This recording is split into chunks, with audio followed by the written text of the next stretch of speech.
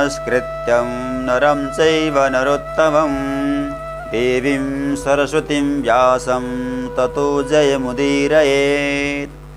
मित्रों नमस्कार, मैं आचार्य जगन्नाथ शर्मा आप सभी का इस धार्मिक कार्यक्रम में स्वागत करता हूँ। जैसा कि आप सब जानते हैं, पवित्र श्रावण मास चल रहा है और पवित्र श्रावण मास में रक्षाबंधन का पर्व आ रहा है। श्रावण मास के अंतिम दिन की पूर्णिमा के दिन रक्षाबंधन का कार्यक्रम होता है। श्रावण शुक्ल पूर्णिमा को होता है। इसमें अपराह्न व्यापनी तिथि ली जाती है, यानी मध्याह्न के बाद अपराह्न व्यापनी तिथि अगर मौजूद हो तो उस दिन करना चाहिए। यदि वह 2 दिन हो या दोनों दिन न हो तो पूर्वार्ध लेनी चाहिए। यदि उस दिन भद्रा हो तो उसका त्याग कर देना चाहिए।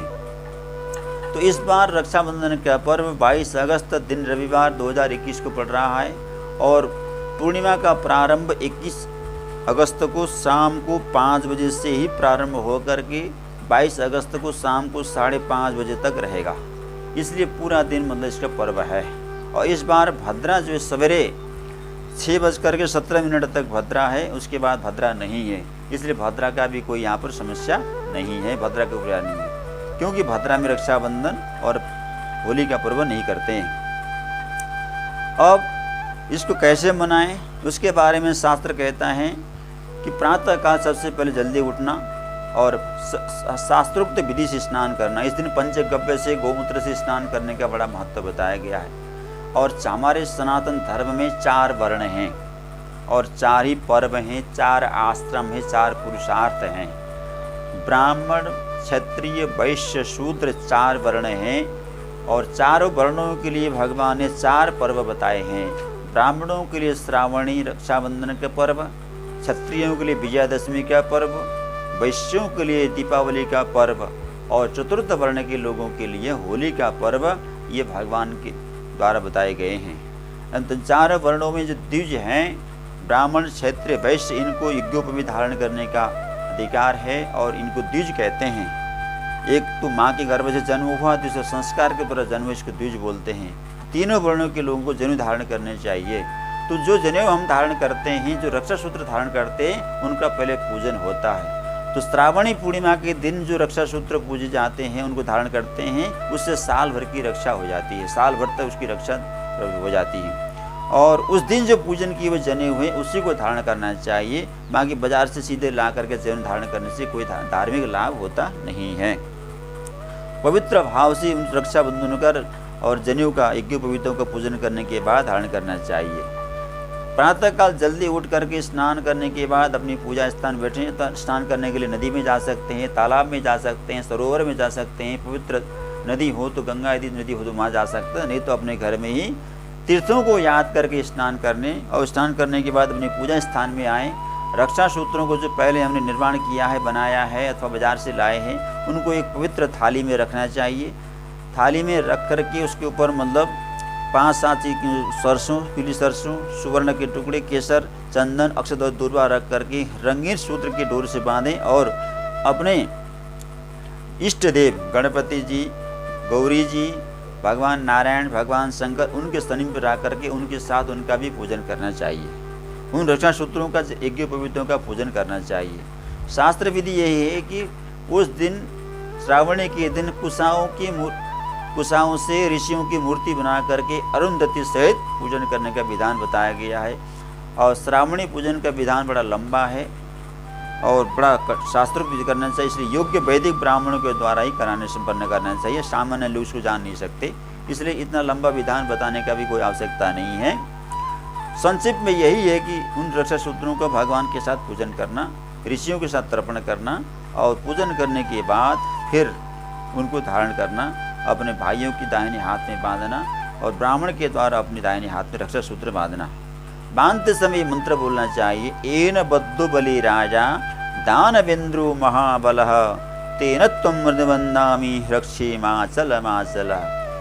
जिस वचन से राजा बलि को भगवान वामन ने बांधा था धर्म के बंधन में, उसी धर्म के बंधन से मैं तुमको बांधता हूँ। तुम धर्म के रास्ते से नहीं चलना, नहीं हिलना। इस भाव से भगवान वामन ने राजा बलि को धर्म के बंधन में बांधा था और उसी बंधन से धर्म के बंधन में ही बांधना होता है। हमारा समाज, हमारा समाज जो धर्मपरायण समाज है, धर्म के रास्ते चलना चाहिए। इसके बारे में एक कथा आती है एक अन्य पुराणों में। एक बार क्या हुआ, देवता और दानवों में भयंकर युद्ध हुआ और दानवों के साथ देवताओं का युद्ध होता रहता है। अब 12 वर्ष तक लंबा चला, लड़ते लड़ते युद्ध करते करते देवता लोग थक गए और पराजित हो गए और युद्ध को मैदान छोड़ करके वहाँ से पलायन हो गए और सीधे बृहस्पति जी अपने गुरु जी के पास गए और हार का कारण बताया कि हम शक्तिहीन हो गए, हमारे पास शक्ति नहीं रही जो हम दैत्यों के साथ युद्ध कर सके, हमारे शास्त्र सारे अस्त्र शस्त्र सब फेल हो गए, सब हार गए। जब बृहस्पति जी ने कहा कि तो अब आप लोग शक्तिहीन हो गए हो तो आप लोग युद्ध बंद करो फिर और अपनी रक्षा का कोई उपाय सोचते हैं। तो इधर देवताओं की जो पत्नियां हैं, देवियां हैं, वो भी बड़ी दुखी हो गई अपनी पतियों की पराजय को देख करके। वो भी अपने गुरु जी के पास गई, देवगुरु बृहस्पति जी के पास गई। अब देवगुरु बृहस्पति जी ने बताया कि इनकी रक्षा के लिए हाथ में रक्षा सूत्र बांधना चाहिए। तो रक्षा सूत्र का निर्माण किया गया, रक्षा सूत्रों का निर्माण किया गया ऋषियों के द्वारा और उन रक्षा सूत्रों को देवियों ने देवताओं के हाथों में बांधा। स्वयं इंद्राणी ने अपने पति इंद्र के हाथ में रक्षा सूत्र बांधी और उस रक्षा सूत्र के प्रभाव से, रक्षा के प्रभाव से इंद्र शक्तिशाली हुए और दोबारा जब युद्ध हुआ तो देवताओं की विजय हुई और दैत्यों की पराजय हुई। यस्त्रावणे विमलमास विदान विज्ञो रक्षा विदान विदमासरते मनुष्य आस्ते सुखेन परमेश वर्षमेकं पुत्र प्रपुत्र सहित सहृदजनस्या। इस प्रकार जो श्रावण पूर्णिमा के दिन रक्षा सूत्र हाथ में बांधते हैं, अपने पुरोहित के द्वारा, ब्राह्मण के द्वारा हाथ में बांधते हैं, उनकी रक्षा साल भर तक होती रहती है। वो धर्म की रक्षा में रहते हैं, उनको कभी नुकसान नहीं होता। ये शास्त्र वचन है। इस दिन के बारे में एक और कथा हमारे पुराणों में मिलता है। रामायण का प्रसंग है। श्रावण शुक्ल पूर्णिमा को नेत्रहीन माता पिता का एकमात्र पुत्र था श्रवण कुमार। जैसा कि आप लोग राम कथा में सुनते हैं, श्रवण कुमार की पिता माता नेत्रहीन थे और वृद्ध हो गए थे। ऐसे वृद्ध और नेत्रहीन माता पिता को तीर्थ यात्रा कराते हुए श्रवण कुमार जी चल रहे थे। तो तीर्थ यात्रा करते करते अयोध्या जी के नज़दीक में पहुंचे, तब तक अंधेरा हो गया और एक छोटी सी कुटिया में उन्होंने अपने माता पिता को रखा और नज़दीक में सरयू नदी थी, वहाँ सरयू नदी में जल लेने के लिए एक घड़ा लेकर के गए। उसी समय वहाँ पर महाराज दशरथ मृगया करते हुए, शिकार करते हुए उस जंगल के नज़दीक पहुँच जाते हैं। इधर श्रवण कुमार ने घड़े को नदी में डुबाया तो उसमें खाली घड़े में पानी भरता था, गड़गड़ गड़ करता है। तो उस आवाज़ को राजा दशरथ ने सुना और उनको लगा कि कोई जंगली पशु है। ऐसा सोच करके उन्होंने शब्द भेदी बाण छोड़ा। जिधर से वो आवाज़ आ रही थी उसी दिशा की वो निशाना करके उन्होंने छोड़ दिया। इसका परिणाम ये हुआ कि वो शब्द भेदी बाण जा करके श्रवण कुमार को लग गया और वहाँ से उनकी चीखने की आवाज़ आई। तो राजा दशरथ को बड़ा आश्चर्य हुआ और दोबारा उस स्थान को गए तो वहाँ पर उन्होंने श्रवण कुमार को घायल अवस्था में देखा।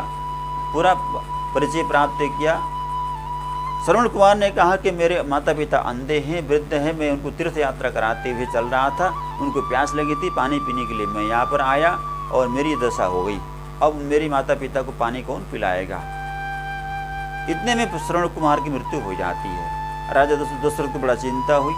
वो जल लेकर के श्रवण कुमार के माता पिता जहाँ रह रहे थे वहाँ पर आए, सारी बात बताई और अपनी पति अज्ञान में किए हुए अपराध की क्षमा याचना करने लगे। दशरथ जी ने कहा कि मैं आपकी सेवा करूँगा। उन दोनों श्राप दे करके वो अंतर्ध्यान वो मतलब मृत्यु को प्राप्त हो जाते हैं। तो श्रवण कुमार के प्रति जो अपराध हो गया उसके प्रति राजा दशरथ बड़े दुखी हुए और उस दिन से संपूर्ण सनातनी अपने राज्य में उन्होंने एक व्यवस्था की कि इस दिन अपराध अपने जो द्वारा अपराध हुआ है उसके प्रायश्चित्य के रूप में श्रवण की पूजा की जाए, रक्षा सूत्र की जाए। तो उस दिन से उन्होंने अपने राज्य में ये घोषणा करवाई। उस दिन से संपूर्ण सनातनी श्रवण पूजा करते हैं और उक्त रक्षा सर्वप्रथम उसी को अर्पण करते हैं। अज्ञान में किए हुए अपराध की क्षमा याचना करके श्रवण कुमार को राजा दशरथ ने पहले उसको रक्षा सूत्र बांधा और उसके निमित्त उन्होंने रक्षा सूत्र बांधने का निश्चय किया। तो ये परंपरा भी मतलब उस दिन से प्राप्त होता है, ये कथा भी वहाँ पर प्राप्त होता है। तो श्रवण कुमार की रक्षा के लिए तो रक्षा तो नहीं हो पाई, लेकिन उसके बाद कोई ऐसा अपराध न हो, इसलिए मतलब जो है रक्षा सूत्र बांधते हैं। और देवताओं की पराजय हो रही थी, इसलिए देवियों ने उनके हाथ में रक्षाबंधन किया। अपने भाई की हमेशा विजय हो, कभी वो पराजित न हो, धर्म के रास्ते में चलते रहे, धर्म के रास्ते से अपने भाई बंधु न भटकी, इसलिए बहनें अपने भाई के हाथ में बांधती हैं। अपने जजमानों को पुरोहित बांधते हैं कि धर्म के रास्ते में चलते रहें, कभी धर्म के रास्ते से न भटकें, जजमान अपने सत्कर्म को करते रहें, सनातन धर्म के साथ रहें। इसी कामना के साथ ब्राह्मण लोग, पुरोहित लोग अपने अपने जजमानों के हाथ में रक्षा सूत्र बांधते हैं। और ब्राह्मणों के हाथ से बांधने का बड़ा शास्त्रीय विधान है, सर्वप्रथम ब्राह्मणों के हाथ से बांधना चाहिए। ऐसा रक्षा सूत्र जो है हमारे पुराणों में बताया गया है। तो ये मैंने श्रावण संबंध में कुछ बातें आप लोगों को बताई। आप लोगों को ये वीडियो कैसा लगा मुझे बताते रहिएगा। ओम नमः शिवाय, ओम नमः शिवाय।